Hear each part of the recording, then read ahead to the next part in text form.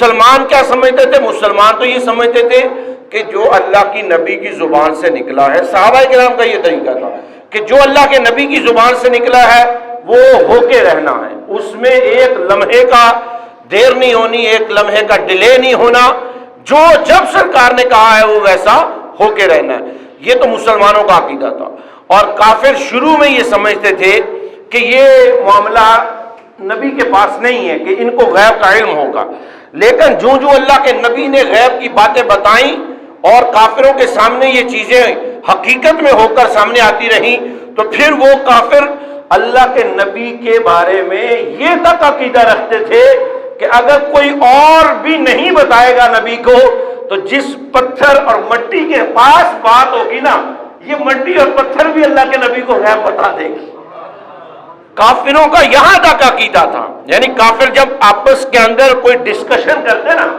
تو یہ سو لگاتے کہ ہم میں سے کون ہے جو ہماری باتیں اللہ کے نبی کو بتا دیتا ہے۔ تو جب یہ یقین ہو جاتا کہ نہیں، ہم میں کوئی غدار نہیں ہے، ہم میں کوئی مخبری نہیں کر رہا، تو پھر یہ کہا کرتے تھے خیال سے بولو، کہیں جس پتھر کے پاس بیٹھ کے باتیں کر رہے ہیں کہیں یہی پتھر نہ اللہ کے نبی کو بتا دے۔ یعنی ان کا یہاں تک عقیدہ تھا کہ اللہ کے نبی سب کو جان رہے ہوتے ہیں، پھر بھی چھپ چھپ کے باتیں کیا کرتے تھے۔ اور یہی حال بہت سارے معاملات میں ہوا۔ ابھی کافروں کی بات ہو رہی ہے تو ایک وقت جب غزوہ بدر کے اندر اللہ کے نبی صلی اللہ تعالی علیہ وسلم نے غزوہ بدر میں اللہ کے حکم سے فتح حاصل فرمائی اور کافروں کو قیدی کیا، اور قیدیوں کو اب رہا کرنے کا جب معاملہ آیا تو معاملہ مشاورت سے سرکار نے یہ فائنل کیا کہ جو پڑھے لکھے کافر ہیں وہ مسلمانوں کے بچوں کو تعلیم دیں گے، تب ہم ان کو آزاد کریں گے، اور جو ان پڑھ ہیں ان سے ہم مال حاصل کریں گے۔ ایک مقرر کر دیا کہ اتنا مال لیں گے تو ان کو آزاد کر دیں گے۔ اب باری آ گئی، پڑھے لکھوں کو بتا دیا تم ان صحابہ کے بچوں کو پڑھاؤ گے، تم ان کے بچوں کو پڑھاؤ گے، تم اتنے بچوں کو پڑھاؤ گے، جب پڑھا دو گے تو تمہیں آزاد کر دیا جائے گا۔ اور جو مالدار لوگ تھے ان کو ایک لائن میں لگا دیا گیا کہ اپنے اپنے حصے کا مال فدیہ کے طور پہ دو اور تمہیں آزاد کرتے ہیں۔ جب لوگ مال دے رہے تھے، آزاد ہو رہے تھے، تو انہی کافروں میں نبی کا ایک چچا بھی موجود تھا جو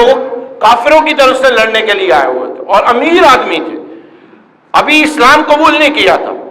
تو اللہ کے نبی کے سامنے جب آپ کے چچا آئے، جناب حضرت عباس بعد میں مسلمان ہو گئے تھے، تو حضرت عباس جب سامنے آئے تو اللہ کے نبی نے ارشاد فرمایا کہ چچا آپ بھی فدیہ دیں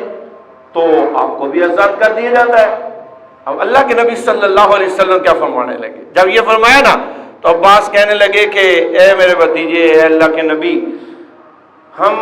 آپ سمجھتے ہیں کہ میں سردار ہوں قبیلے کا، اور ہم بڑے بڑے سرداروں نے جتنے لوگ بدر میں 1000 کے قریب آئے تھے لڑنے کے لیے کافروں کی طرف سے، تو ہم نے باریاں لگائی ہوئی تھیں کہ فلاں دن کا کھانا فلاں سردار دے گا، فلاں دن کا کھانا فلاں سردار دے گا۔ تو اے محمد،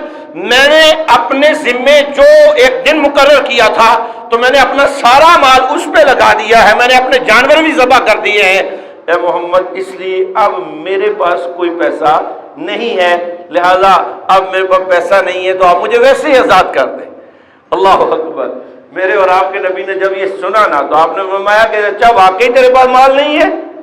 تو اس نے کہا کہ ہاں میرے پاس مال نہیں ہے۔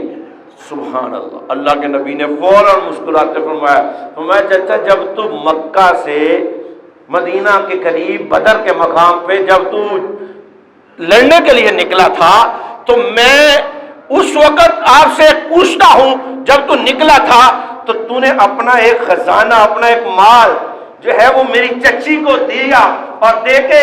زمین میں گڑھا کھود کے جو وہاں چھپا کے آیا تھا اور کہا تھا کہ اے ام فضل، اگر میں واپس آ گیا تو میں نکال کے استعمال کر لوں گا، اگر میں واپس نہ آیا اور مارا گیا تو تو اس کو نکال کے استعمال کر لینا۔ اے چچا، تو کہتا ہے مال نہیں تو اس مال کا کیا بنا؟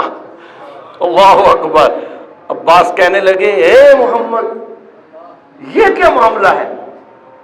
یہ تو ھذا سر بینی و بین عمک، ارے یہ تو راز تھا جو میرا اور تیری چچی کے درمیان راز تھا، اس کو تو میں نے اپنے بچوں تک کو آگاہ نہیں کیا تھا۔ اے محمد، یہ کیا ماجرا ہے کہ تو اس وقت مدینے میں تھا، میں اس وقت مکے میں تھا، میں اپنے بند کمرے میں اپنی بیوی سے رازداری میں یہ خزانہ چھپا کے آیا تھا، اے محمد تجھے کیسے پتہ چل گیا؟ فرمایا جس رب نے مجھے نبی بنا کے بھیجا ہے اس نے مجھے غیب کا علم بھی عطا فرمایا۔ اللہ اکبر، یا رسول اللہ صلی اللہ علیہ وسلم۔ یعنی اب غور کریں، کہاں مدینہ منورہ اور ادھر سرکار جنگ کی تیاری فرما رہے ہیں، جہاد کے لیے نکل رہے ہیں، ادھر وہ سرداران کفار اور سرداران قریش وہ جنگ کے لیے نکل رہے ہیں۔ میرا نبی صرف بظاہر صحابہ کو لے کے نہیں، صرف ایک طرف توجہ نہیں، اللہ نے نبی کے سامنے مکہ کے بند کمروں کے اندر کی ہونے والی باتوں کو بھی سامنے رکھ دیا ہے۔ یہ اس کو اللہ تعالیٰ فرماتا ہے وَمَا كَانَ اللَّهُ لِيُطْلِعَكُمْ عَلَى الْغَيْبِ وَلَكِنَّ اللَّهَ يَجْتَبِي مِن رُّسُلِهِ مَن يَشَاءُ۔ فرمایا اللہ کی یہ شان نہیں ہے کہ تم ساروں کو اللہ غیب پہ مطلع فرما دے، بلکہ اللہ اپنے رسولوں میں جس کو چاہتا ہے غیب پر مطلع فرما دیتا ہے۔